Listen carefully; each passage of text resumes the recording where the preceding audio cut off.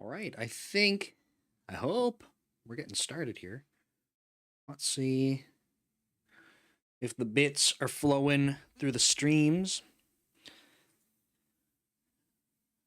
Come on now, okay. I think we got Substack going. I think we got Instagram. Instagram's going. Nice. Let's press go live. Cool. Welcome. Chat looks like it's probably broken again with Twitter. I don't know what's going on with Restream and Twitter, to be honest. For like the last couple months, the chat works, but it used to show the count of people, and I could see like, oh wait, there's people from Twitter coming in, and like it just doesn't happen anymore. I can see the messages though, oh, I should turn the messages on my. Boop, there we go. No one sent anything yet, but the chat works. So welcome. This is the live stream that I do. If you're new to my live streams, it's an AMA format, so you're welcome to ask anything you want about software engineering, career development, that kind of stuff. I have a topic every time, and this time is on my latest newsletter article, which is called More Experience, More Overwhelmed. Just putting a link to that in the chat. That's at weekly.devleader.ca. And that's a free newsletter. There's a paid-for version where you can unlock all of the archived newsletters. There's over 100. I think that was issue 114. So there's like 110 that you can access in the archives. And there is a Discord community. It's very small, but that's my goal. So that's a paid-for Discord community. If folks want to join that way, I've had people asking coding questions and stuff there, but it's purposefully kind of small. That's why there's a little paywall, and that way it's not like flooded with people, and then I'm like, I can't actually help or respond to anything. So that's available as well. So yeah, AMA format, welcome to ask anything. This topic is from Code Commute and originally from Reddit. So this was a topic that a Redditor posted. I usually go to experienced devs if I don't have a sort of backlog of questions to go answer. And this Redditor was saying, it's kind of interesting. They're talking about how they're in sort of like a staff position. Hello, MoSav350. So in this staff position, and they were kind of talking about like now that they're at this level, starting to feel like kind of overwhelmed. They talked about like, they don't have anyone to delegate work to, this kind of thing. And I think that this is like I feel like it's a set of shared experiences that people probably go through. So I had responded to it on Code Commute, kind of talking through it.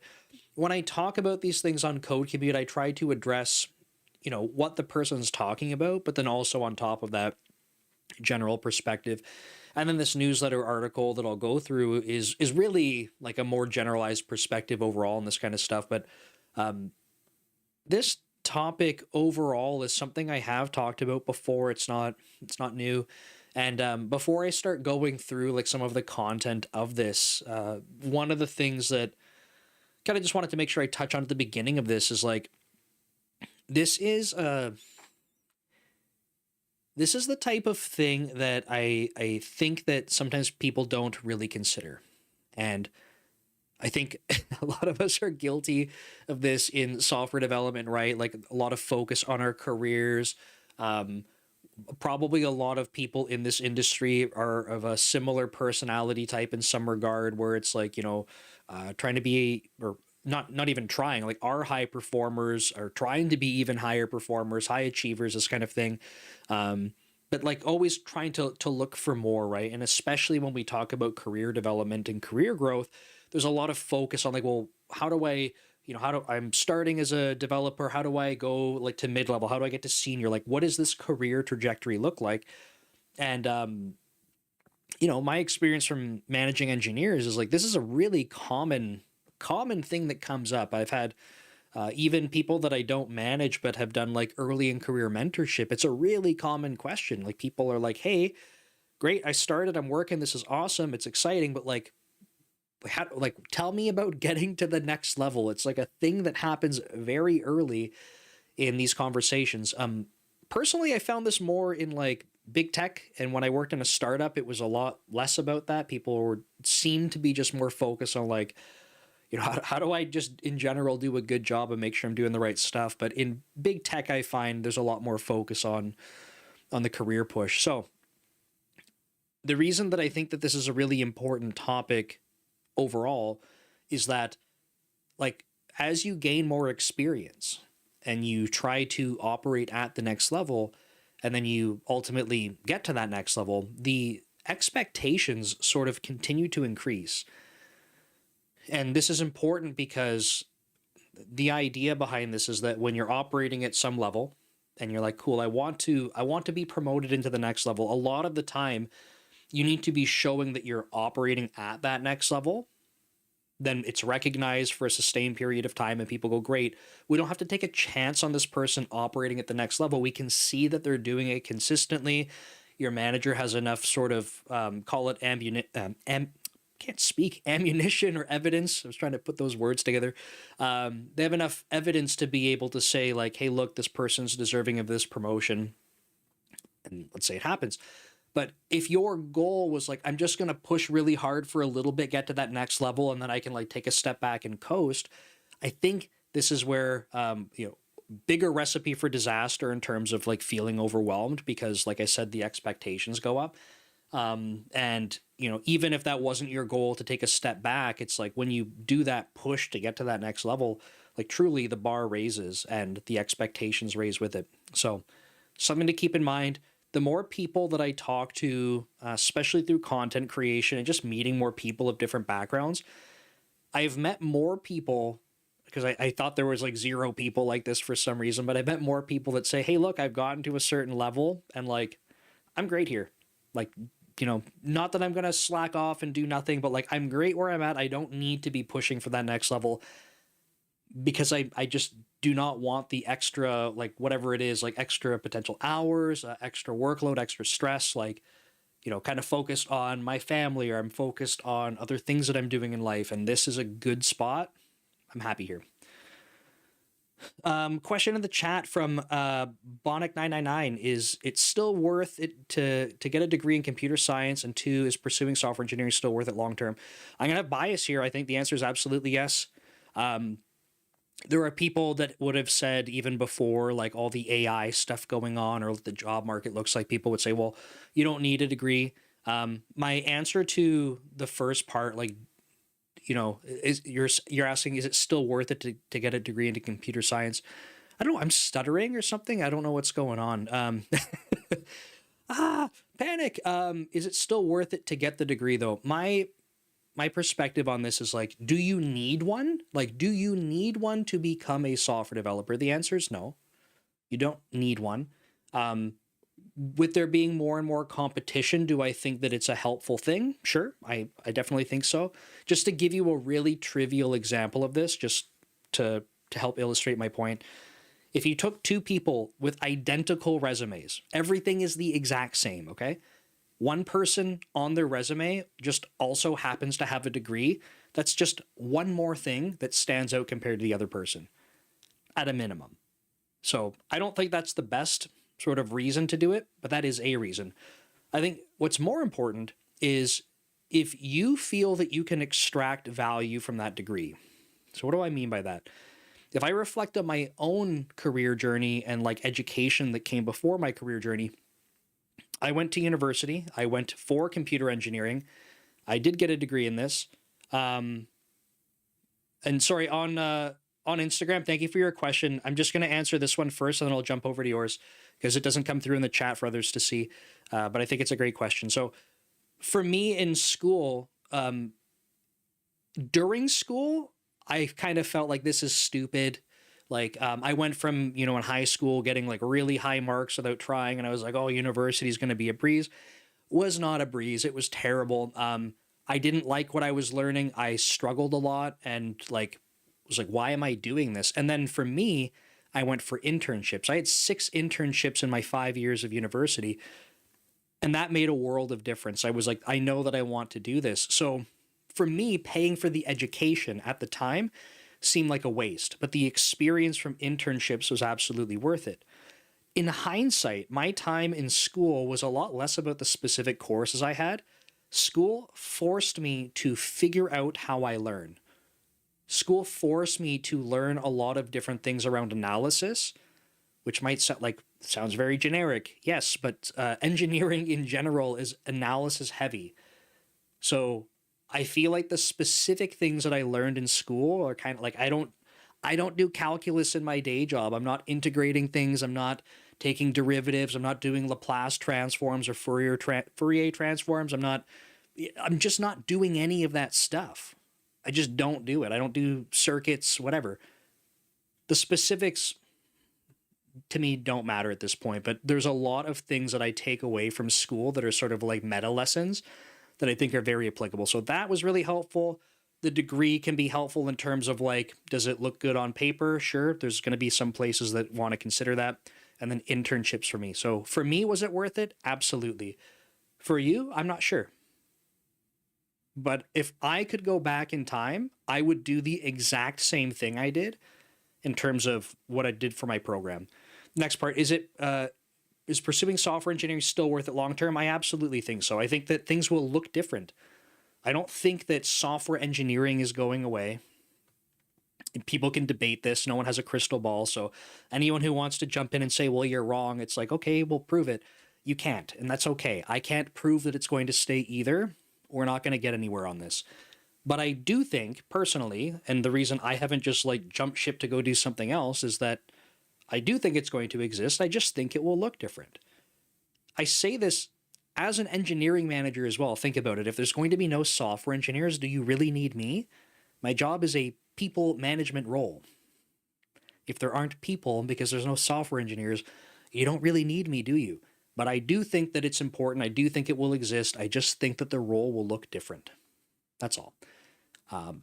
Still involving programming. Will you be doing as much of it by hand? Probably not. Will you have to be reviewing a lot of code, designing things, actually performing engineering? Yes, I think so. So, long story short on that, my answer to that is yes, I think so. To both of those parts. And then, sorry if I have your name wrong on Instagram, Sujan Kotha says, I'm a software engineer at Google and I'm a SWE at Google, resigned on October 6th. What I need to do now? I guess this depends on what your goals are, right? So is your goal to go back into the workforce and work somewhere? If so, my thought here is like, my framing is always like, what do you want to be doing? I don't know your financial situation and that kind of thing because that changes the time horizon. So if you're like, hey, I want to do X, but like literally I need to start paying for rent, then your time horizon shrinks and you might have to start taking some action on something else.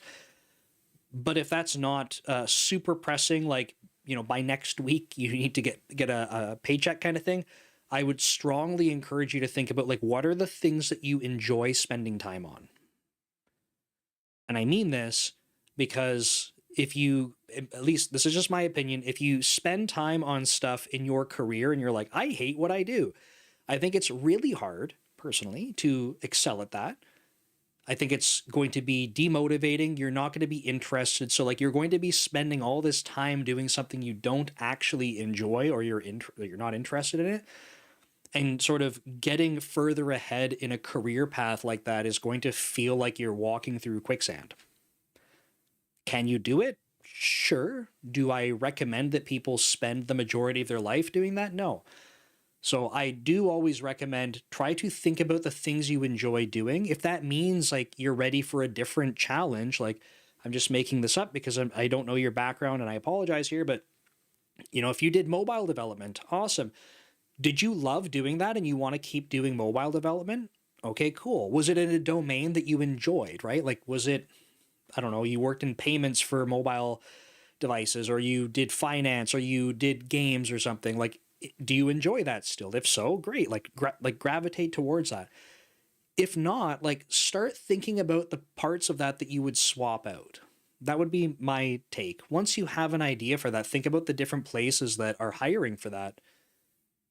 Go look at their job postings. Like, what are the things, the skill sets and stuff they're looking for? See how that matches up with yours. And if you're like, hey, I wanted to move from mobile development over to, back-end service development. Awesome. Very cool. What are those companies looking for? Do you have those skills? If not, like, what should you be doing on that? I think this person left the chat, so they might not have liked my answer. That's okay. Cool. With that said, I'm going to switch over. If folks just want to see it very quickly, this is a newsletter article. So I'm going to be going through this. I put the link in the chat. I'll do it again. I'm just going to put actually the link to the newsletter. So this is just at weekly.devleader.ca. Folks on Substack, you are already there. That's where the newsletter is. But if you want to follow along, I'm going to be sort of taking parts from that newsletter and kind of walking through these topics. Of course, at any point in time, it is an AMA format. So jump in with questions about anything you want in software engineering and career stuff. And I'm happy to just finish up my thought and go answer your question as best I can. Okay. Kind of gave an intro to this a few minutes ago, but this idea of like, as you're getting more experience, oh man, we got a Rust question. Okay, let me let me introduce the topic and I'll answer your Rust question. I think as you're getting more experience, you kind of get put into situations where the expectations are higher, and as a result of that, if you're sort of not prepared for that, or you haven't worked in some of these areas that require more demand or have a higher level of experience, and the opportunity for feeling overwhelmed is greater and greater. I'm going to just introduce sort of the first topic within here, and then I'll answer the Java Rust question. This is, you gotta answer those controversial questions. No matter what I say, someone's going to be mad about that one, but it's a good question. We'll talk through it. The idea with kind of going to a level that's above senior, right? And this can even happen at senior, but the more experience that you're getting, this idea of like level appropriate work is important, because I've talked about this in other videos and talks and stuff, but what you're not doing as you get more experience is you don't just say, okay, well, how I got to, a mid-level engineer was maybe you were doing more and more smaller bugs and features, and you were able to kind of prove your independence working through these things. To get to, senior is not necessarily like, okay, we'll do 10 times as many of those. And to get to like staff or principal is do 100 times as many. You're doing different things. The type of work you're doing changes. It's not just like a multiplier of the number of bugs or features you do, number of lines of code or whatever. So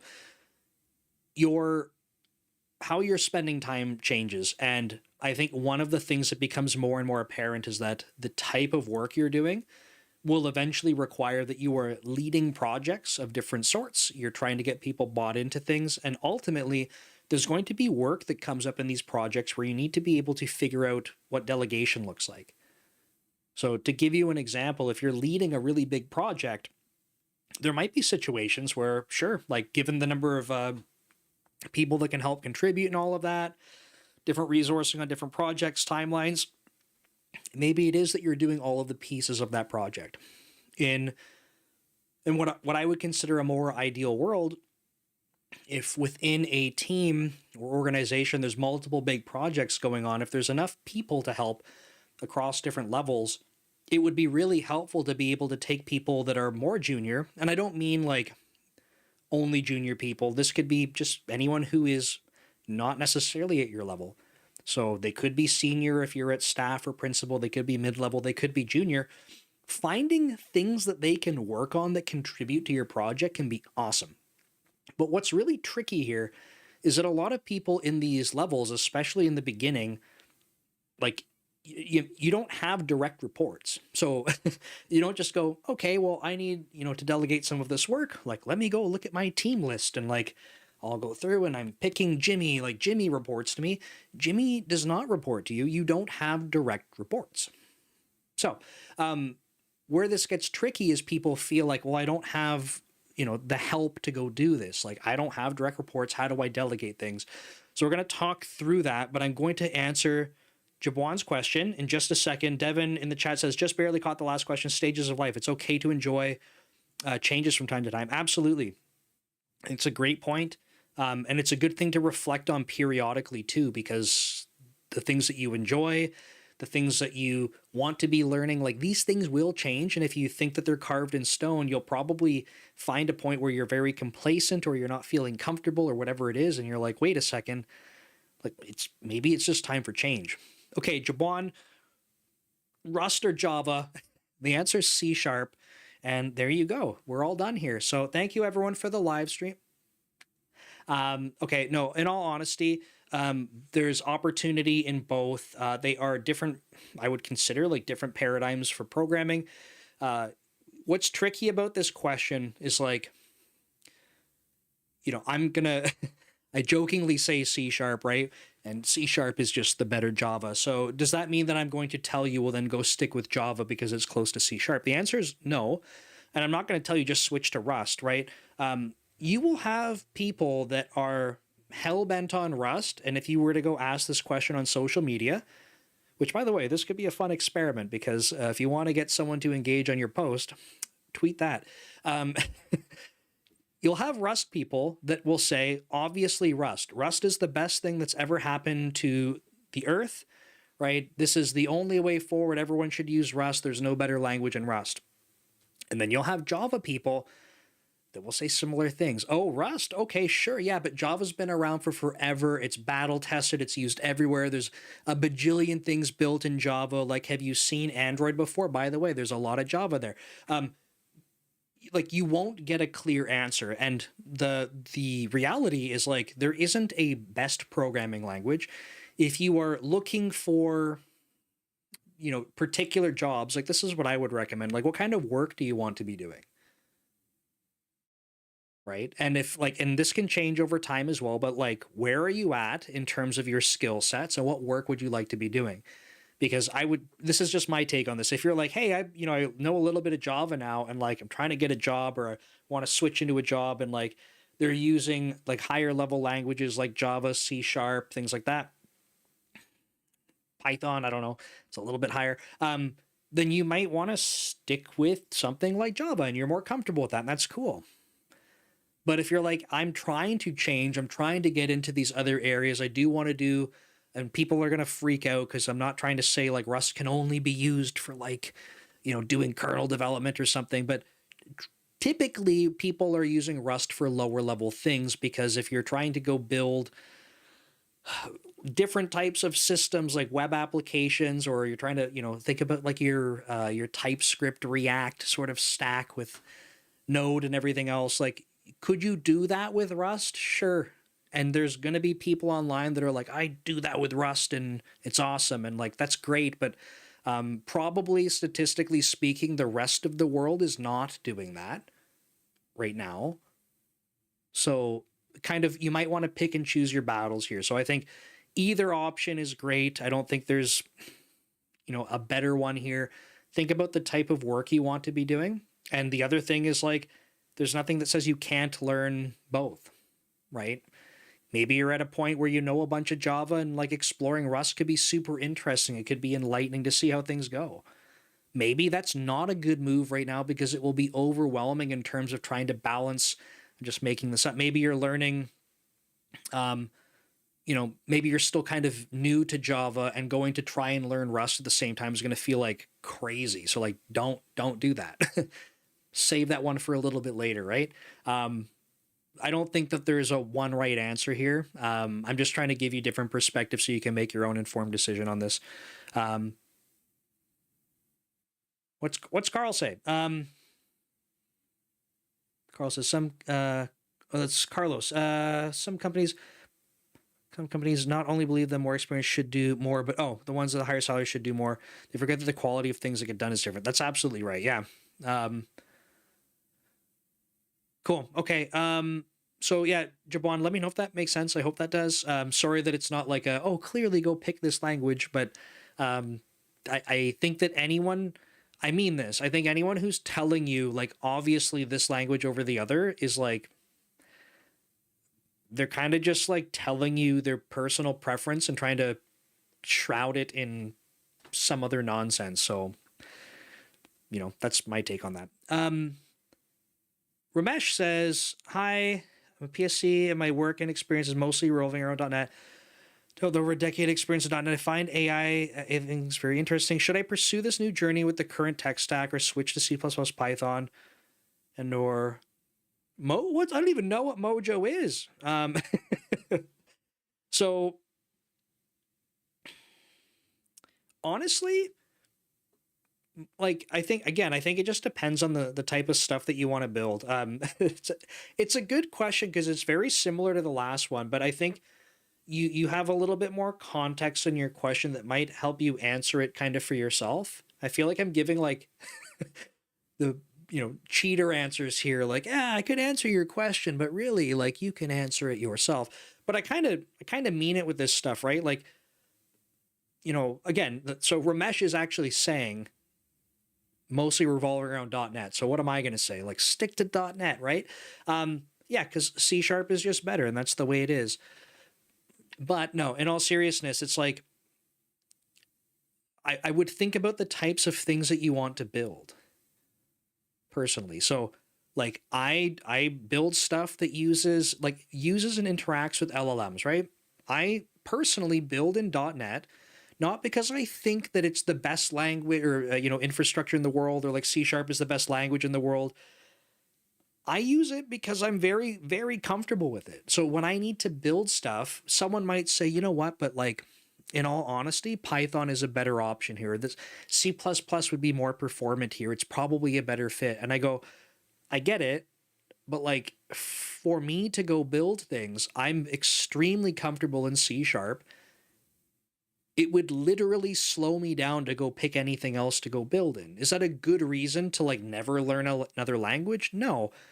And like I should explore other languages, but when I'm trying to build things and get stuff done, I'm going to pick tools that are familiar to me. And so I think this is why this framing is important. So Ramesh, if you're like, I'm trying to explore new things and like AI is a thing you're exploring, like how much, and it's a genuine kind of question for you to think through. It's like, how much stability do you want in the foundation you're working with? Because if, just as an example, maybe sticking with .NET is good so you can learn about the AI concepts and have a familiar construct around you. Or maybe you're like, I want a whole new experience, and maybe it's a good opportunity to kind of jump over to something completely new because you don't want to be constrained by your way of thinking using an existing like tech stack. Right? So I think there's options here. Like if it were me, personally, I would stick to the thing that I'm comfortable with to go learn the new thing on top of that. So for example, you want to have more experience working with AI, LLMs, things like that. I would personally probably take like, I know .NET, let me go learn these other things using a familiar basis.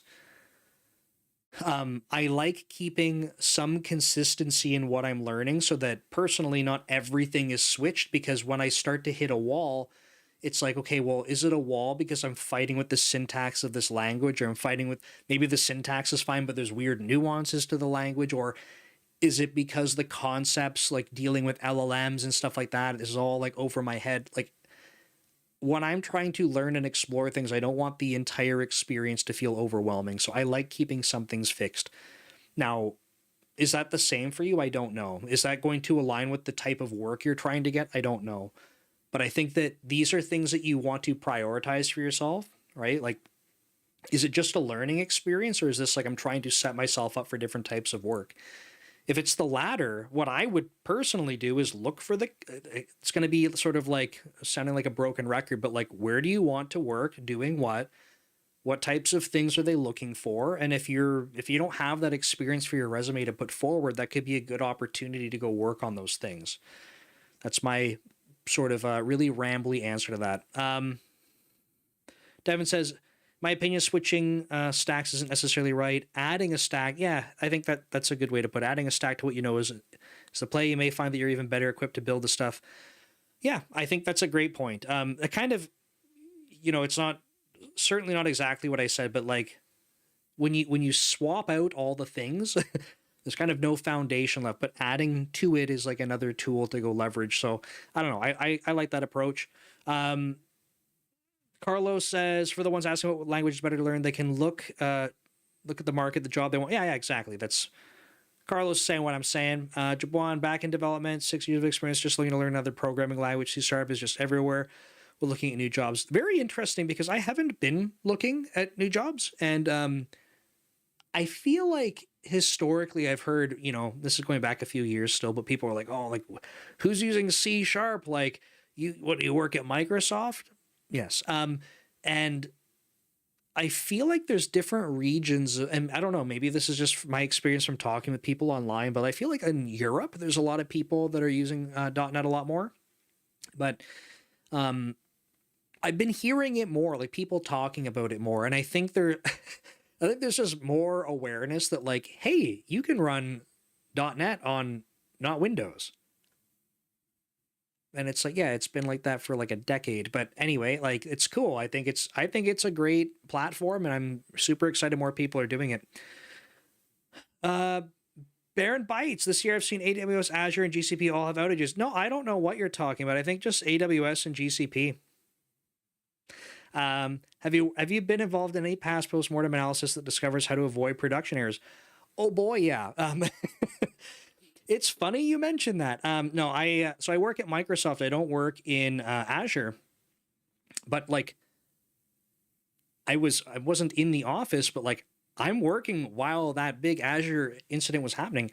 And so like I'm obviously not going to talk about details and all that kind of like on a live stream, but even let's put it this way, like I think it's a really great opportunity for us, and when I say us, the thing that's really, if I haven't mentioned it, like I work in Microsoft, I work in Office 365, and in particular, I work on the routing plane. So like we are the front door and to Office 365 and some stuff outside of Office 365, and we do like trillions of requests per day. So when there's like outages and stuff online that we read about, it's like, even for me, if I'm working and like something's like a site's not working, I'm like, uh-oh. And then in my mind, I'm like, is that us?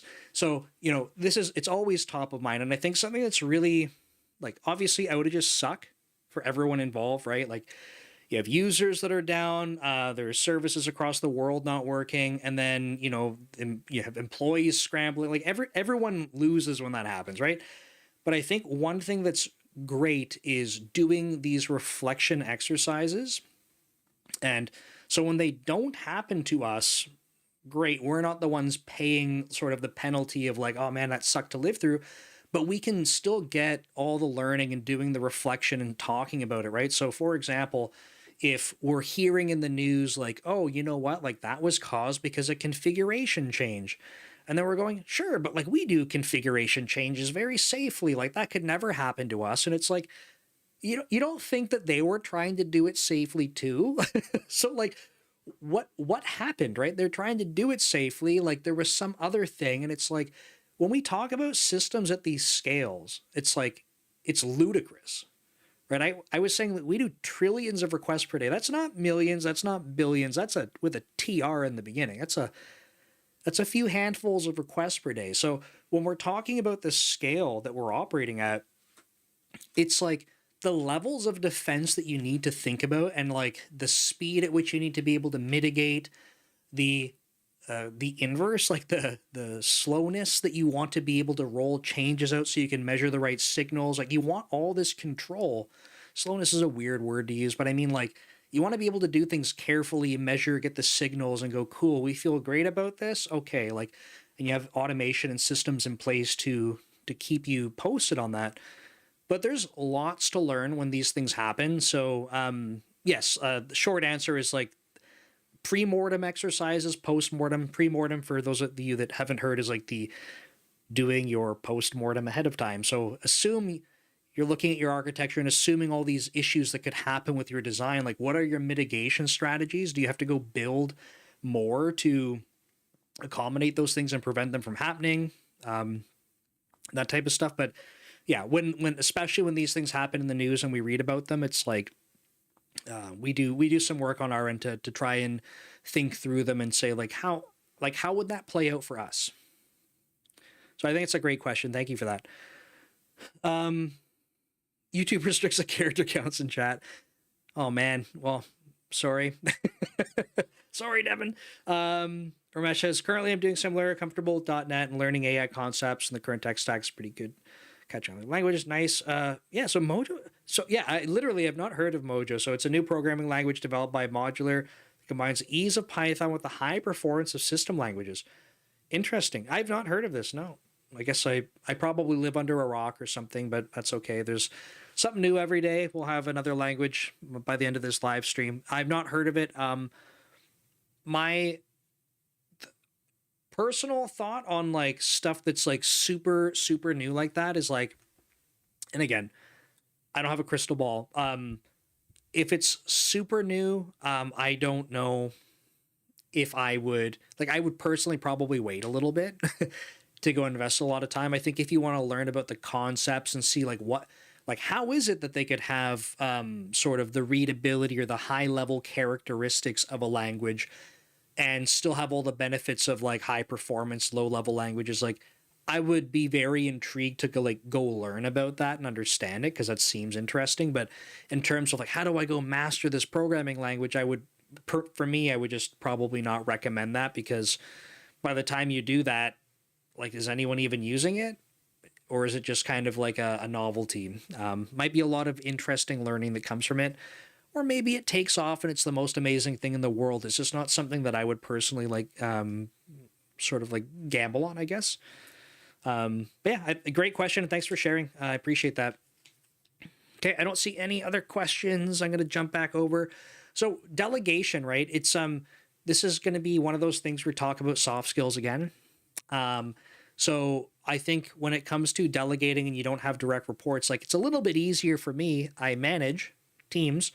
So if I need to delegate work, I'm working with my direct reports, my employees, working with them to go find things that are their next priorities that are going to be a good fit for, you know, growing in their career, all these sorts of things, their skills or areas they need to improve on. I'm like, literally my role is kind of set up to facilitate this, but like, I am a great person to partner with. If you if you need some help getting work delegated, like partnering with an engineering manager on that kind of stuff can be great. I'm just trying to scroll through this to see how I did this, but I don't know if I want to talk about it the exact same way. Maybe not. Maybe I'll do it a little bit different. I'm going to go a little bit out of order compared to the newsletter article, but I think that there's a lot of strategies that you can employ when trying to get help with work. And so when you're operating at like a, you know, staff or principal level and you're looking for assistance to try and delegate some work out, like one of the framings that I really think is helpful is, and you can apply this really super general concept to all sorts of situations, but when you're asking people to do things for you, that seems like a very one-sided trade, right? Hi, I'm Nick. I'm working on this project. I really need 2 engineers to help me deliver this. I'm taking. You are the person who may have engineers on your team. I need to take those engineers. I know they're so valuable to all the work that you're doing on your team, but I need them and they're going to help me. Or I'm going to talk to my manager and say, like, I need the people that are doing these other important things to help me. And it's a bit of a hard sell because the person who is helping prioritize that stuff might go, that's nice, but like they're currently working on the highest priority things. Like that's why they're doing that stuff. So instead of framing things, and sorry, I exaggerate a little bit when I talk to try and just get a point across, but instead of framing things like, I need from you, right? I need to take from you. You can frame things as opportunities for other people. And what do I mean by that? Okay, so like literally, yes, you need help. You're going to need some other people to support you on this. But hey, look, you have this project you're working on, and there's some really interesting opportunities here for someone to own a piece of this end to end. It needs an algorithm developed, which means they're going to have to do a bit of a design doc on this. They're going to have to test out different scenarios. They're going to have to get other people to buy into this. You might have some thoughts on how this is all going to work, but that could be a really, really good opportunity for a senior engineer that's trying to kind of get a little bit more evidence in terms of the level they're operating at for perhaps higher rewards or to grow in some certain areas, like actually being able to put a design together and present it to people, get their buy-in, right? Something a little bit meaty, pretty complex, a little bit ambiguous because we don't have all these things figured out. They have to go prove that. It's a really cool opportunity for a senior engineer. As a staff or principal, you might have done this, dozens and dozens of times. So yes, you can go do it. Yes, you're probably going to need to do it if no one else does, but this could be a really great opportunity. Hey, Nick, do you have any senior engineers on your team that are looking for this kind of thing? That could be a really good fit? Well, no, the couple senior engineers I got are pretty busy.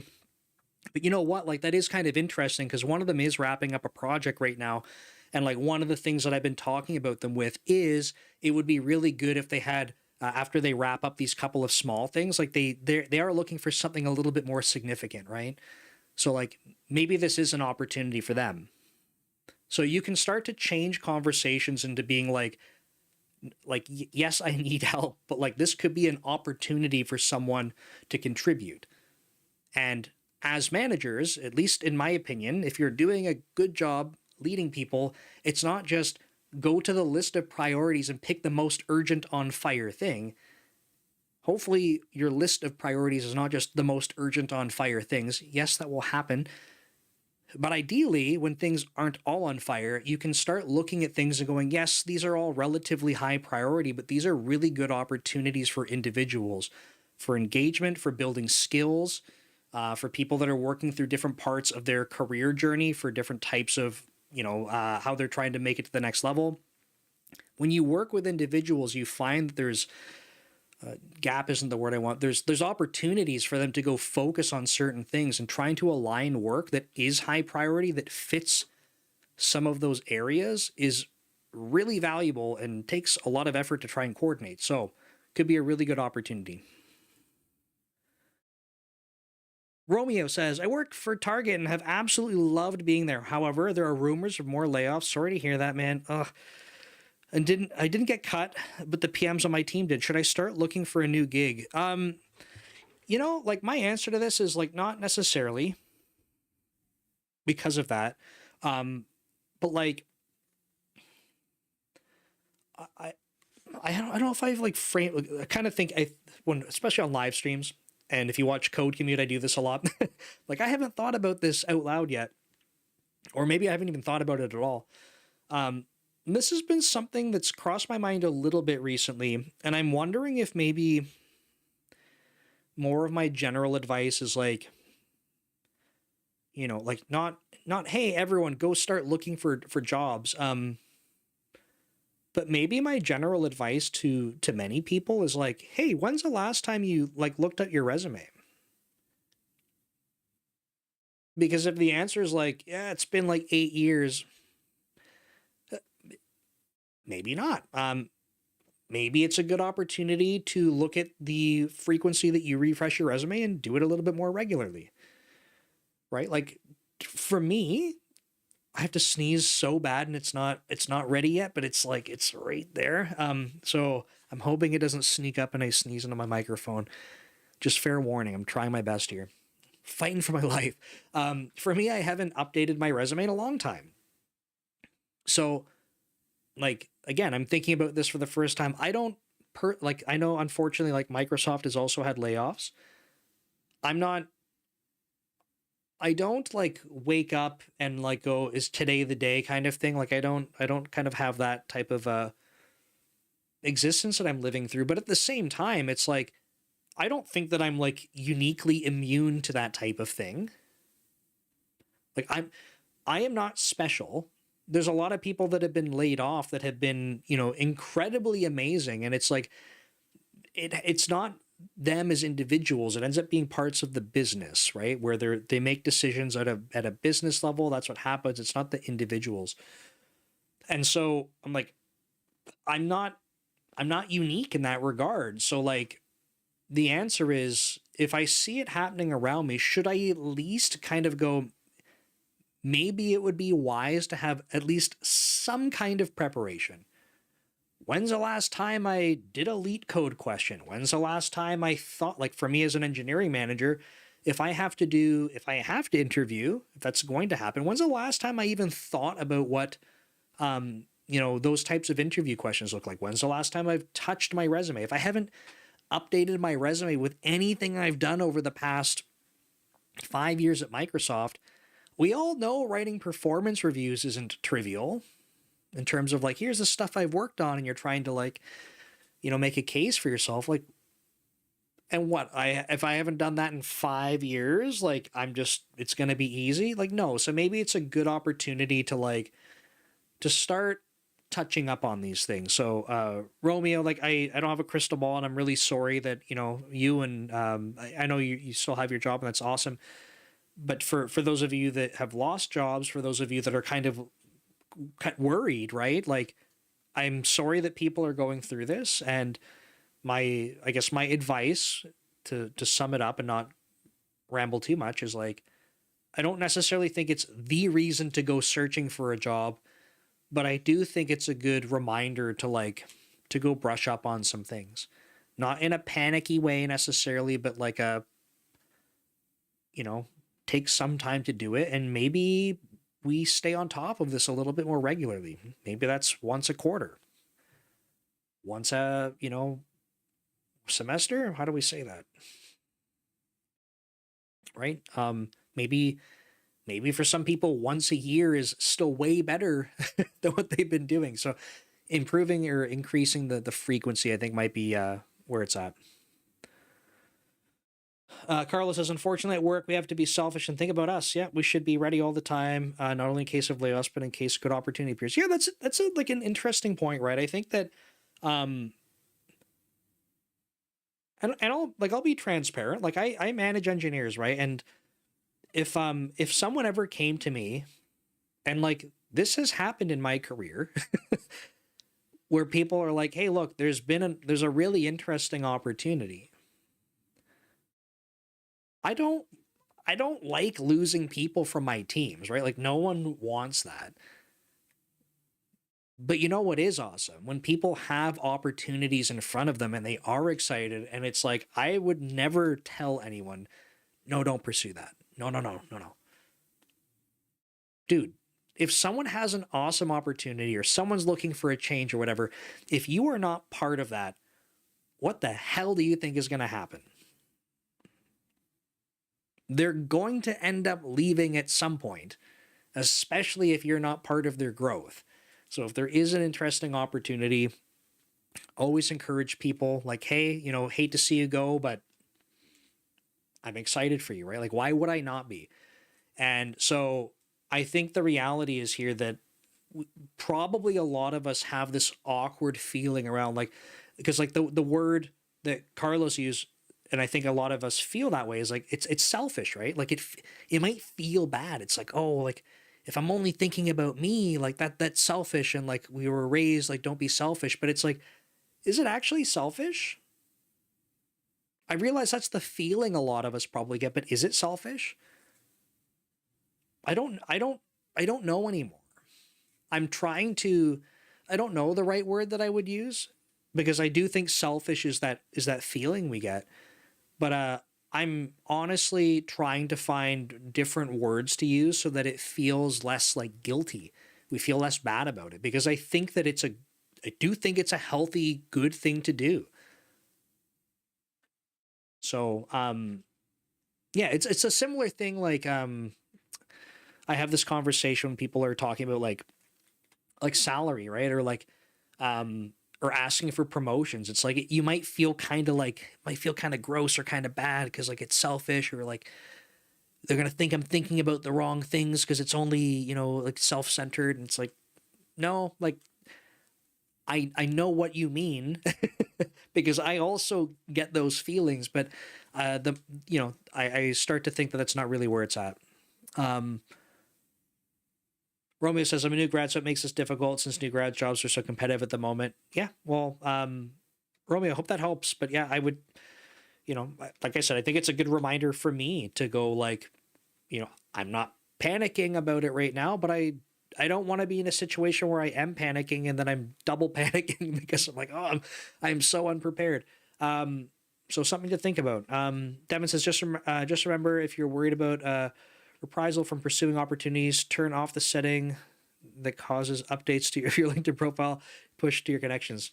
Yeah, that's a great reminder. Otherwise, people are getting that notification. It's like, hey, what's going on there? Yeah, and I realize too that everyone has, you know, different managers, different styles of managers, and that kind of thing.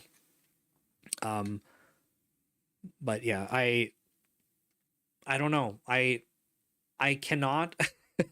I literally think about a situation where someone's like, hey, like think about this, right? If someone came to me and they're like, hey, Nick, like it's been awesome working on the team, but I think that I am ready for a change. I don't think I'm growing, or I don't know, like come up with any reason that's like this is the funny part. It doesn't matter what the reason is. Someone has a reason. I would love to be able to say to them, hey, is there something that we can do on the team where it's like you can get that thing that you're looking for? Right? Someone might say, like, you know, we do a lot of work in X, but it would be like, I really want to be able to grow in area Y. Common one, I work in more like platform type teams, and it's like, do a lot of back end work. And it's like, hey, Nick, I'd really like to work with some front end stuff. And like, you know, a lot of the work we do just isn't that. And I've had situations where I've said, hey, you know what? Like, we don't have that on the team. We do have some of our like I call them like not even a partner team. Like they're still in our same org. So it's kind of like a sister team. I don't know what the right words are to use for this. It's not like a partner outside of our org. It's like adjacent to us. And it's like, hey, they work on some of this stuff. Maybe there's an opportunity where you can do some work with that. I call them like feature crews. So do that with their feature crew and get a little bit more exposure. And that might just be enough where people are like, cool, I don't feel like I'm totally stagnating. I have something interesting to try. The reality is, if they try that stuff out and they love it, they're going to try to gravitate towards that. That's a good thing, right? Like you're at least facilitating what's the inevitable. And that's sort of my meta point here is like, if someone's looking for a change and you're not part of that, it's inevitable. They're going to get there at some point. So you can either be part of that, facilitate that, have people go, hell yeah, that was a great manager that helped me grow. They were very supportive. Or you can be the person that's like, nope, screw you, back to work. And then what? People are disengaged. They're not doing awesome work. You're going to blame them for not doing awesome work because you weren't a good manager. Like, I don't know. It's a vicious cycle. I would rather have a vicious cycle in a positive way. I don't know what you call that. A non-vicious cycle. I don't know words. I'd rather be part of the positive change versus the downfall of someone and them resenting you. So cool. I don't see any other questions. These are really good questions. Thanks, folks. We're like almost at the top of the hour, and like I actually love when this happens where I'm like, I haven't really talked about the news article and people are like, I got a question. This is perfect. It's the whole point of this. So I think like if I go back to some of the framing of this article around this feeling of overwhelm when you're like in a role and you're like, I'm not getting the support, the expectations are higher. I would tell this to, you know, principal engineers, staff, mid-level, junior, any level, doesn't matter. Awareness. Please do not hide behind things. Please don't. Because first of all, if you find that you need to hide, because if you're like, oh, I can't tell people that things are behind because they'll fire me or I'll get ridiculed or whatever, you probably don't want to be there, realistically. The whole point of being on a team is working together. So if something is not on track or you're concerned about the progress of something, if you feel that you need to hide or else you're going to get like a slap on the wrist for it or let go or something, probably not a good spot. Just being honest. So ideally you can raise awareness and say, hey, look, I need support on this thing. I'm trying to lead this project. There's too many moving parts here. I need more support. We have a timeline that we're working for on this. And like, yes, these pieces, all of this stuff I can do, but if we're trying to reach this timeline, That's not going to be realistic for me to get that done. If I have to do it all, it's probably going to push it out further because there's support that I'm not getting. At that point, that's awareness, right? Like that's saying if we don't change anything, timelines change. Or if we don't change anything, there's additional risk introduced, whatever it happens to be.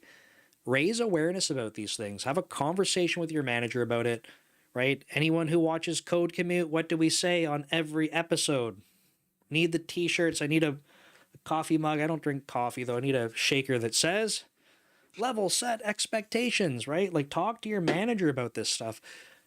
Raise awareness. That way, you might be surprised. Maybe your manager's like, look, there's a million other priorities right now, and I hear you on this, and there isn't other movement we can do right at this moment.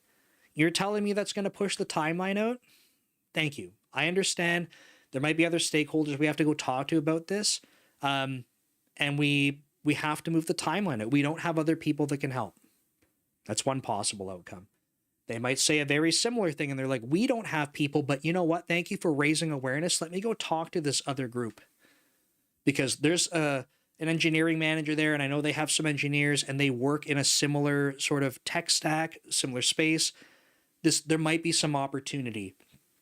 So you're kind of partnering with your engineering manager on this, right? But this conversation can go so many ways, and like the point is like if you just hide from it and then the timeline keeps shrinking and shrinking, you get to a point where you're like, I don't have a choice but to raise awareness to this. And someone goes, dude, like, why did you not tell us for 3 months?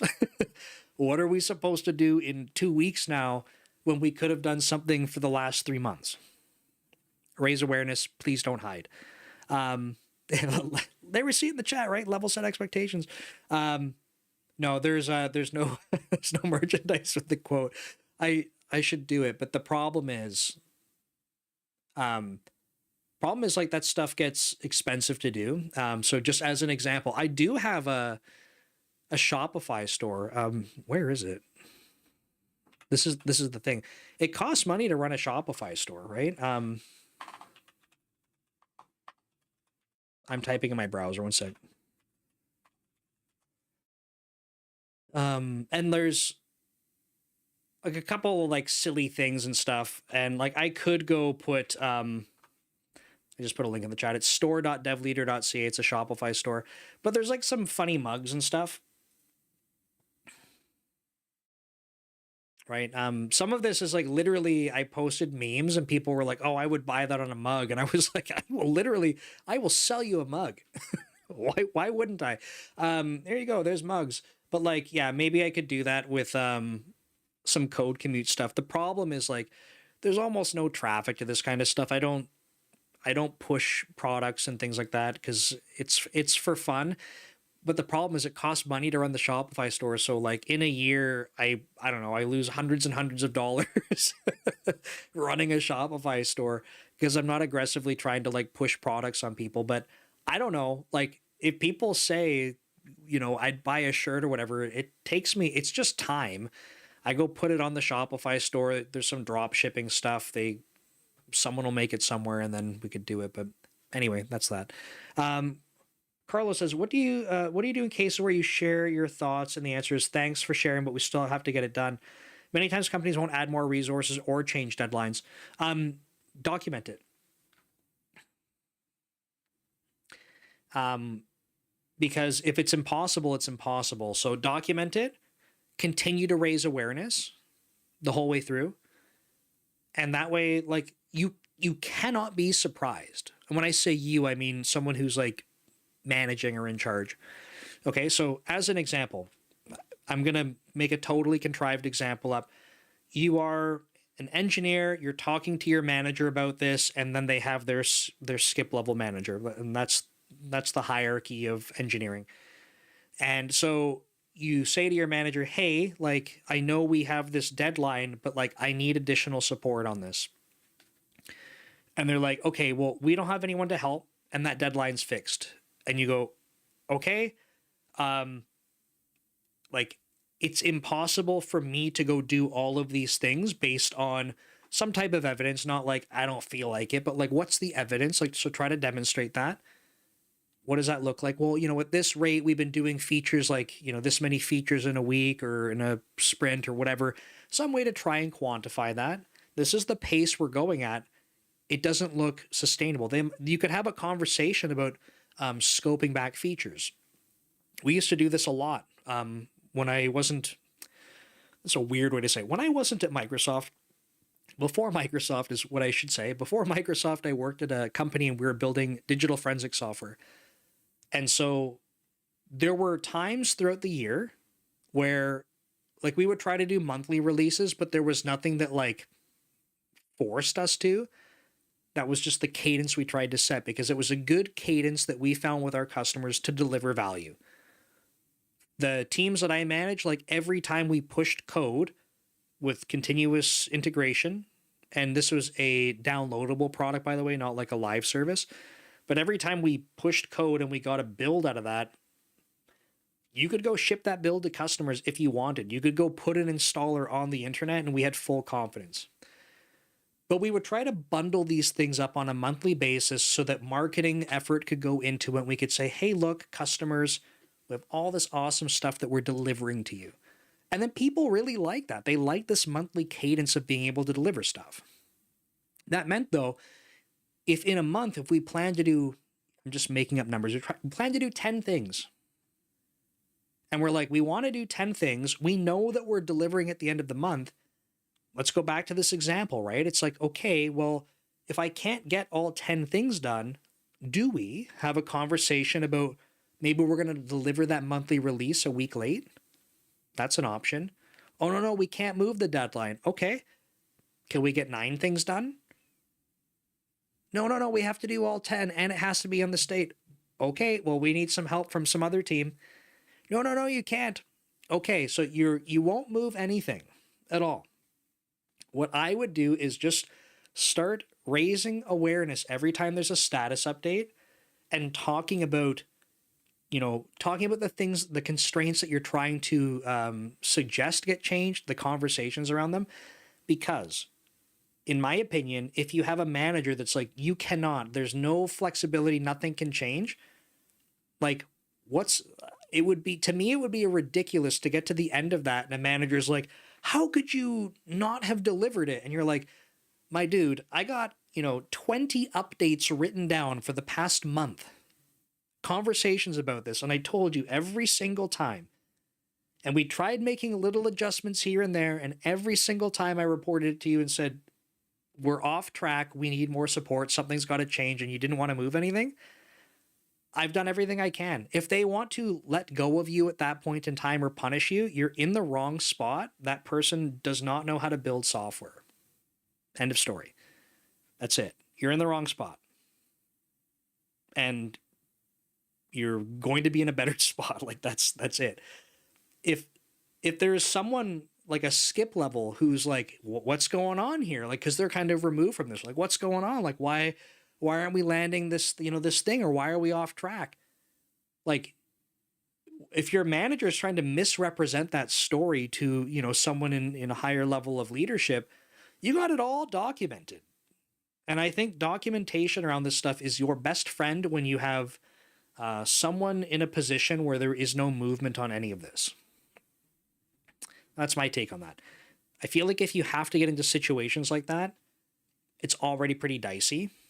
I don't mean dicey for you, like you should feel afraid. I mean dicey because you're probably not in a spot that's like, I don't know, probably not a great working environment in the first place. So I get it. You might be worried that like you could lose your job.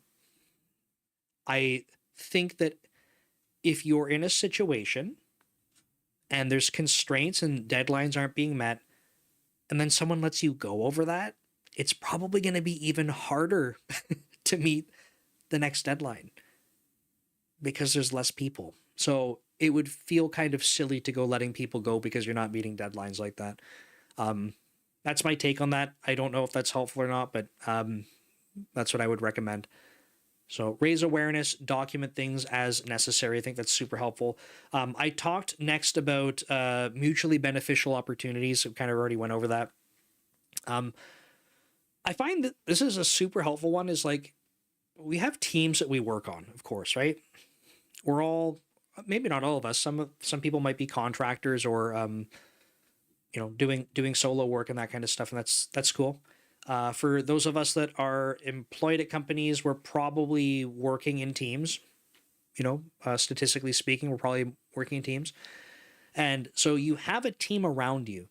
And I think what's interesting is that as you're gaining more and more experience in your career, we talk about like networking a lot, right? Like on these streams and stuff I post, like on Code Commute, we talk about it a lot. So at least from me sharing stuff, you'll get it from all different angles. I think the value of networking, but like networking applies in the workplace too. So yes, you have your immediate team, and that's awesome. I'm sure there's lots of awesome people you work with directly, but like as you gain more experience, building a network of people outside of your immediate team is also super helpful. So who are like the other senior engineers or senior plus engineers you're working with, from being around at the same company for a while? Sally on the other team is like, she's really, really, really good at like designing stuff in the front end that's going to be super responsive. And like anytime you have a front end question, she's an absolute wizard there. You got Timmy on some other team who, like, any database question that you could possibly think of, he's got it, right? He knows, he's the database wizard.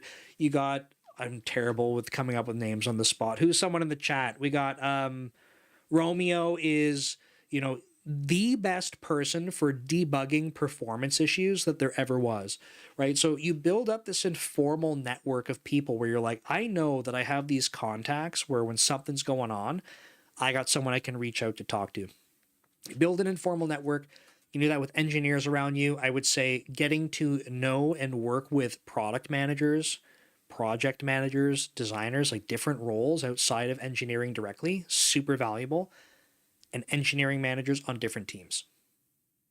This is for the same reason I was talking about earlier. When you're trying to get support from other teams, there could be an opportunity where you could work with your manager to go work with another manager and see if there's an opportunity. There might be something where you could already be influencing other engineering managers. You're like, hey, I know you guys are working in this area. Could you help with us? I work with a partner team. Would I call it a sister team in this case? I don't know. I got to brush up on my terminology. We have the same skip level manager. It's our networking team. So they do networking. We do routing on top of that. But there's some stuff we do where we work directly with them, right? On the same projects together. So it's a little bit of a cheater example because this would be my direct peer, but there's people that are my direct reports that I know they're spending more time from these projects. They're spending more time now working with this other engineering manager. And I think that's awesome because that means if they need some support with stuff, of course they can talk to me. I'm their manager. We're going to work through it. We'll figure it out. But now they have another EM that they can talk to. And it's like, hey, like, I know that we're all working on this spot together. Like, I need some extra help here. Like, do you have, like, is there someone I can talk to on, on your team that can help with this too? So you have access to, like, to more resources, to more people, more knowledge, more support. So I think it's really important to try building up like sort of an informal team or a network. Just on the previous point, Devin was saying, and raise awareness of possible issues as early as possible. Scotty never got in trouble for beating the deadlines. Just don't do it lightly. Yeah. Yes. Possible issues for sure. It's like it's risk, right? Like I think it's really important to talk about that kind of stuff. There's trade-offs with everything. So if you're seeing risk in certain areas, like something's not being addressed, like call that out, right? If you're cutting corners on stuff to move faster, okay, some corners are okay to cut. Like, do you see risk with other stuff, or do you have dependencies and people are falling behind? Like those are risks. All sorts of things. Call them out. Raise awareness. This one I talked about a little bit. This point I wrote down is just like it's titled "Protect Your Strategic Energy." This is kind of this idea around like level appropriate work. It's one of the first things we are talking about here, but this idea that not all work is created equal, and yes, the more experience you have, you might be able to crank out more small features or more bug fixes compared to, someone that's more junior than you. That's just probably how it works. But that doesn't necessarily mean that's the right thing to be focused on. It also doesn't mean that, like, a bug fix is below you, right? That's not what this means. This means that we're thinking about how you're spending your time in general. You probably want to fill it up mostly with the stuff that's appropriate for your level. If there's tons of bugs that got to get fixed, stuff's on fire, I don't care what your level is. Like, if things got to get done, we got to work together as a team to get them done. Now, ideally, we're not always operating like this. So if we start thinking about like peacetime or like the happy path, what does that look like? Well, the people that have a lot more experience are probably working on bigger projects that are a lot more ambiguous, that we don't really know what we're going to do to solve them, working across teams, like, depending on their level across the organization on really big, impactful things. If you go to the exact opposite end of that spectrum and you have really junior people, they're probably working on, the smaller features where we totally understand like what needs to get done, or bug fixes where someone's probably like, I know probably where in the code that, where the issue is. But these are really good things for really junior people because you can help build up some momentum, right? They can work on asking good questions, navigating the code base, learning things. They can work on building their independence because once they start getting some of that momentum, it's like, hell yeah, like I got that bug. I did that one. I didn't even really have to ask questions that time. Like, cool. Or like now I have a bug fix up for review and I'm already starting on, like, I'm already reading what I have to do for this next feature. Like, right. Like that starts to get exciting. They're building momentum this way, but the complexity and the ambiguity in the work they're doing at those opposite ends of the spectrum are very, very different. And you kind of fill in the blanks with what happens in the middle. But the idea is that in peacetime or on the happy path, we're able to balance these things out more effectively with level appropriate work. So if you find that you are in a much more senior position and you're like, I'm finding that a lot of my time is firefighting, like I'm not working on, cross organizational things. I'm not working on ambiguous problems that need design. I don't have any projects I'm leading. It's okay if there is a period where that happens or something comes up. It's not like everything's perfectly designed this way. But if you're like, hey, this is the norm, like that's probably a situation where you want to raise awareness to that and say like, hey, it's probably not me focusing the majority of my time on level appropriate work. I need more support on this. Hey, engineering manager, I find that I'm fighting fires a lot. Well, you know what, Bobby, like you happen to be the person that knows all of the things. Like you are the subject matter expert in all of these things that you're fighting fires on. We can't afford to have you not doing that. Okay, Bobby, like you are the single point of failure. What do we do about this? This is like, gotta take, slow down to speed up. Okay, it's gonna suck a little bit more for a little bit longer, Bobby, but you need to be able to help bring up other people in that space so that when there's a fire, you don't have to be the one to put it out. That means you have to spend a little bit more time skilling up other people, getting them to have that experience so they can go fight the fire and you don't have to. But if you don't work on addressing some of these things, the problems compound. And then you're fighting fires and not actually doing the level appropriate work. And you're like, this all sucks. Like, what am I doing? And perhaps going back to that feeling of overwhelm, you're like, the expectation is that I am doing all this stuff. I got no time for it. So try to have conversations about this with your manager if you're finding that you're not able to do it properly. I think something that's important to learn, this is sort of like the fifth point in this list, is like,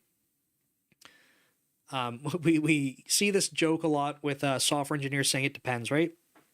The answer to every software engineering problem is it depends. Kind of. But like you always add context, right? You're supposed to add context. You can't just say it depends and walk away.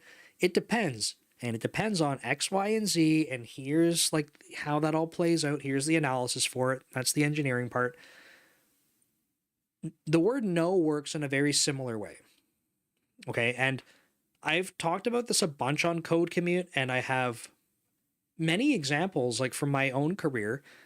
And yes, I am a manager, and you may find that like if I give these examples, you're like, yeah, but that's only because you're a manager. This would literally apply to conversations I have with my employees. Okay, so it's not just like a this only happens with managers. So um, when we talk about things, being a priority, like here's the set of work we're going to go address. This is the priority order. So we're trying to, we're working on the P0 stuff. That's the highest priority. Then the P1 stuff next, P2. But the reality is in software engineering, there's always stuff that comes up. There's always things that change. The only constants change. I don't know. There's always stuff changing. So whatever's P0, you might have if you have a live service, you might be working through your stuff and Monday's great and Tuesday's awesome. Wednesday, you're halfway through the week. Awesome. Thursday shows up, big issue in the service. Okay. Everything that was P0 might change for you because you're a subject matter expert here now. You're doing a post-mortem on something. We have to come up with the design for something. We have to be able to share that out. There's a timeline on that. That might become your new P0. Okay. But this is just one example. Things change all the time. And I know that I've had managers come to me and say, hey, and no, I'm not just saying like my current manager, I mean managers in my career. This includes the CTO where I used to work. We used to joke. This is like I can vividly like picture it in my head. Awesome guy. I love the CTO where I used to work. He's a founder of the company. And when we were really small, like in the office, like we'd all work together. So we're all super close.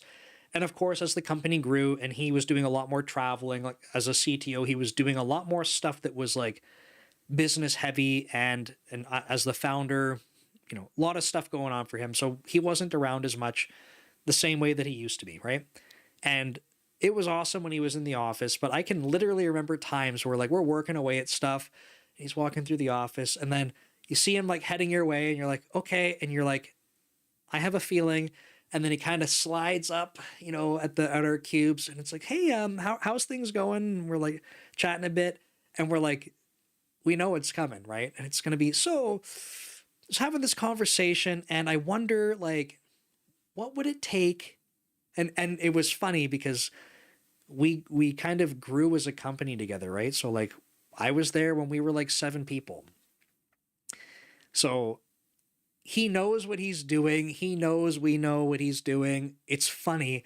We know what the conversation has to happen though. And he would say like, so I'm not asking you guys to do this, but like theoretically, if I was like, what would it take to like, if we wanted to do X and have it do Y, like what would that look like? Like, is that possible? And then we'd be like, okay, like let's talk about it. Right. So there were many situations where we'd be like, look, like, that's actually something we have talked about. If you want us to go do this, like we absolutely can, right? That was a thing that we wanted to make sure that we would communicate this. It's not like we're saying like, screw you, buddy, that's impossible. But it's more like, we can do that. And we're not here to tell you no just to get you to go away. But like, if you want us to do that, here's what we'd have to trade. Right? Because to that person in that moment or after they've been thinking about it, they're probably like, I feel like this is the most important thing. And when we go to have a conversation and we're like, hey, that's technically feasible. We can do that. Roughly speaking, like even if we're not promising a deadline, if it's like, if you want us to shift away from our current priorities, here's what you're trading. And I think I started framing things a lot more like that. It's like, hey, look, I'm just giving you information, right? If you want this done, here is what we have the option to trade these things out from our current priorities. So we're doing a critical bug fix. We cannot do that, but I suppose you probably want us to because we had customers complaining about that. So probably you agree we should keep that. Okay. We go through the list of what's being actively worked on. And it's like, hey, look, like 2 weeks ago, you said you wanted this other thing done. We're not done it yet. It's almost done. But like after everything we talk through, like we could trade this thing out and we could start that other thing if that's really what you think is the right thing for the business. And sometimes the answer would be, yeah, like based on everything I've heard, yes, I think that's the right answer. And we go, okay, we'll park that, put it on a branch, whatever it happens to be. Cool. And the what was really awesome about that is that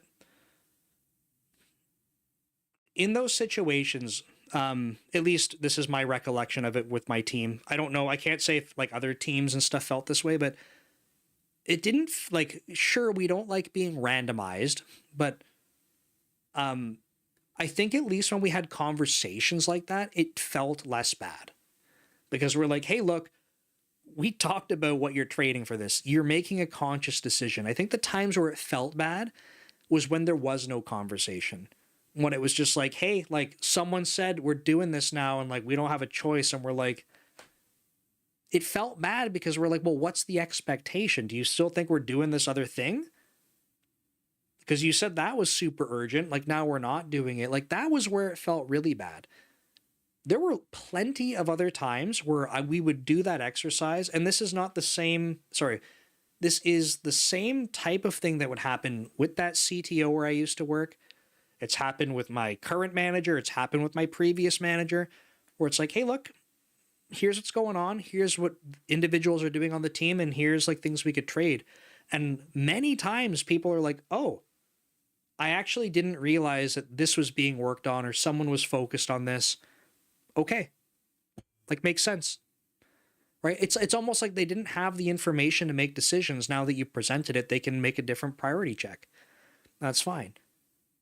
Sometimes that priority check goes a different direction. That's okay too. But the point is there's a conversation around it. So feeling like you can say no, I think is important.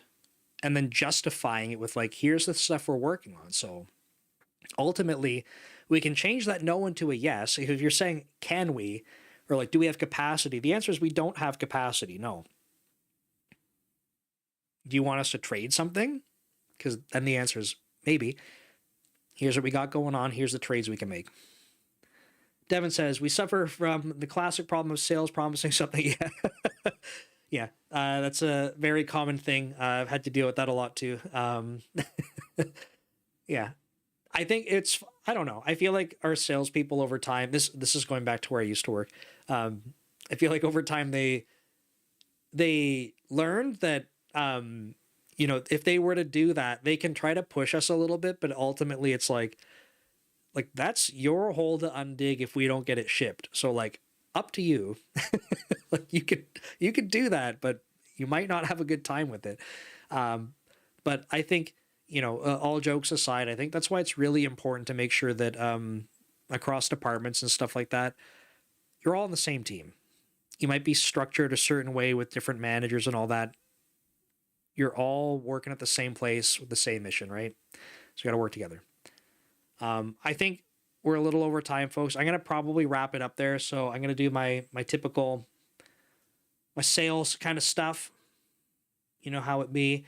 This is, this is Substack. This is Inception. This is literally me talking to you about me talking to you. So this is where the newsletter is. It's weekly.devleader.ca. It is a free newsletter with a paid subscription if you're interested. That has access to the private Discord. So if you want to ask questions there's some other folks. You can share code. This is a spot where I try to make sure that if people have code and stuff they want to walk through, I can prioritize that with them. I used to have people that would like message and be like, hey, can you like help me debug this? And I'm like, absolutely not. I'm busy. So that's where I have the Discord is like, if you sign up for this, you get access to it as well. But that's where the newsletter is. If you enjoy these live streams, the topics for the topic for the live stream is almost always based on the newsletter. And the topics from the newsletter are almost always based on Code Commute. I'm going to jump over to Code Commute. There's folks on the live stream from the Code Commute channel. It's really awesome to see familiar faces. So thanks so much for being here. Folks, if you enjoy the framing of these live streams, and you like the topics and stuff, Code Commute is probably the closest thing in between the live streams. Sorry, my nose is stuffy. You can ask questions, send them in on on Code Commute if you comment on any video, or you can go to codecommute.com and you can submit questions anonymously that way. And happy to try and make a video response and answer. There are people that have been on the live streams that have asked questions in the chat. We answer them. There are people, those same people submit questions on Code Commute or through email, and we answer them anonymously, right? So I think it's great. I think it's, I really enjoy getting questions because the way that I see it, if one person's asking the question and I make a video for it, I feel like I've at least tried to help one person. And if one person has that question, I can guarantee other people do too. So that's my goal with Code Commute. It's a lot of fun to make these videos. If you watch them and you enjoy them, share them. I feel like Reddit is the untapped market. I can't share my stuff on Reddit because I'll get banned. Like, I'm banned from the LinkedIn subreddit. I'm banned from learn to code or something. Like, how ridiculous is that? I'm literally banned from like 2 super popular subreddits for like trying to help people. So if you want to share my stuff, I really appreciate that. Thank you so much. Dev Leader Podcast is my YouTube channel where I'm live streaming from right now. So if I refresh that. Cool. So who do we got as recent guests? Some of these are older because I moved my content over from my main channel. So a couple of these are older. This one, I had a lot of fun. My guest, Samantha, was sharing her experience where it's a roller coaster. I've had a bunch of career switchers come on the podcast, and it's been really fun to talk about their career journeys and stuff. And she warned me. She said, "Hey, it's going to be all over the place." And in my head, I'm like, I've heard people saying like there was a guy that was on that was a helicopter pilot instructor, and switching to software development. I'm like, that's a pivot. And hers was just like one after the other, and I was like, I wasn't ready. I truly wasn't. But super cool, I think. And this is this person, Samantha here. I think one of the things that I really appreciated about that conversation was that every time she talked about, I want to explore a new like career opportunity, new role, every time she was saying, what do I love to do? What are things I love to do? Every single time. And I thought that was super cool. Because I feel like people don't do that enough. It's like, what's going to put the money in my hands? And I'm like, I get it. It's your job, but like, it's also a big part of your life. And I really like that she looked at it like, I got to find something I love to do. So I've had lots of guests on that I've really enjoyed having on. If you know people that you're like, I think they'd be a good guest, like, I don't know, tweet at them or something and say, hey, you should go on this bald guy's podcast. I would love to talk to them. Got a couple more people lined up. Dev Leader is my main YouTube channel. So folks, this is where I put programming tutorials, primarily in C#, programming with AI tools and stuff like that. Most recent videos were about some structured logging concepts using Serilog. Really talking about like using scopes for logging. So that's been fun. Most of my popular videos are like really, really basic stuff. I find that a lot of my subscribers or people that find my channel are like really interested in beginner C# stuff. So if that's you, I have a bunch of content like that. If you check out Dev Leader, this goes for any channel I have, by the way. If you're like, hey, I like what you're doing, but could you talk about X? Just message me. Comment on something, message me. Someone on LinkedIn today said, hey, what were they asked? Oh, it was about app settings. They said, I've been using app settings and I use Serilog. I can't get them to work together. And I said, great, let me make a video for you. So that's the next thing I'm going to film. And I like operating that way because it tells me that if I make a video, it's going to help someone. So please reach out, ask questions. I'll make videos for you. That's why I'm here. Dev Leader Path to Tech is where I do resume reviews. I got a couple that I still got to catch up on. These ones don't they don't drive tons of views or anything like that, and that's totally fine, but they're free. Oh, that was a painful hiccup. Oh, out of nowhere too. I hope I'm not dying. Um, yeah, if you want your resume reviewed, you can check out any of the videos. They explain how to submit your resume, totally free for a resume review. It's not a roast, it's not a grilling session. I'm not making fun of your resume, just feedback. So watch any of the resume review videos, see if it's something you're interested in. You can send it in to me. Like I said, watch one, it'll explain how. Courses, I got courses available on Dome Train. I'm just going to put the link in the chat. There you go. There's Dome Train. I got one that I am working on that is I think it's going to be my most successful one, fingers crossed. But I got some C# courses if you're interested in learning C# from basically nothing. And then some other ones that are not programming specifically, but some of the topics that we go over, on these streams. So career management, getting promoted, behavioral interviews, that kind of stuff. Paired up with Ryan Murphy on that. Finally, Brand Ghost. Take the pricing link off that and drop it into the chat. Brand Ghost is what I use for posting all of my social media content. There is a funny example. I had a busy weekend. So Brand Ghost is what I use for posting all my social media content. It will eventually recycle content, but the way that it works is I create the content, put it into Brand Ghost, and it sends it out on every platform for me. So if you're looking at any content I post on any platform, it comes from Brand Ghost. I create it, it posts it for me. This is available for totally for free to cross-post and schedule. I've talked to a handful of people now for like, hey, if you want to learn in public and you want to put your stuff on different platforms, sign up, right? Put your thoughts into Brand Ghost, post them, start doing it. It's totally free. My goal is not to charge people money to cross post and schedule. I feel like that should be free. There's you can build your own cross poster and scheduler. That's fine. Do it. It should be free. I'm trying to give that away for free because I think the more advanced stuff we have, as you get more serious about content creation, like that's where I want you to be like, hey, this was good to use. I like using this. I'll stick around. And so with that said, if you have a small business and you need a little bit more help with advertising on social, Brand Ghost could be a huge help for that. Like I said, I use this for all of my own content. It is the only reason I'm able to do what I do on social media, because I can post it through Brand Ghost. The funny example that I'm referring to is I accidentally had 3 things that I've literally posted before. One of them, this was the 3rd time I've posted. I had 3 things on Twitter, like back to back, went a little bit viral.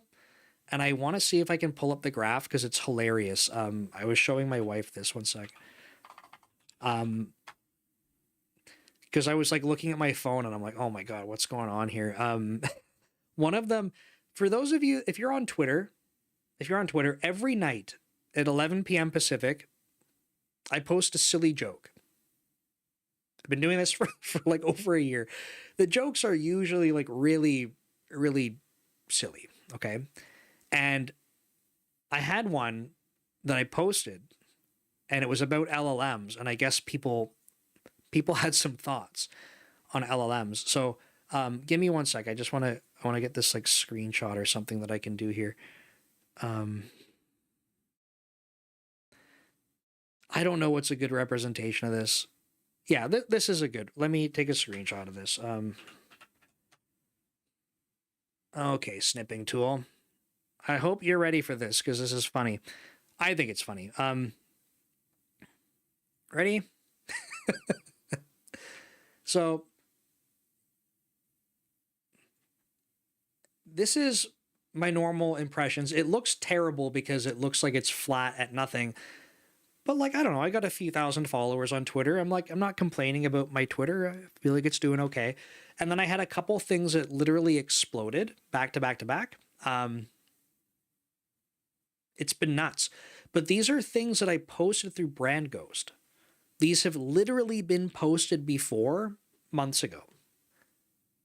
One of them was around, like I said, I don't use recursion. People were not happy about that. One of them was this LLM joke. And what was the other one? Something else in there. I don't know. It's been a little crazy. But anyway, that's Brand Ghost. I use it for all of my social media content. And I hope that it can help you with your social media posting as well. So thank you so much for watching, folks. I appreciate lots of really good questions today. And I hope to see you next week, same time. That's 7 p.m. Pacific. I'll catch you next time. Take care.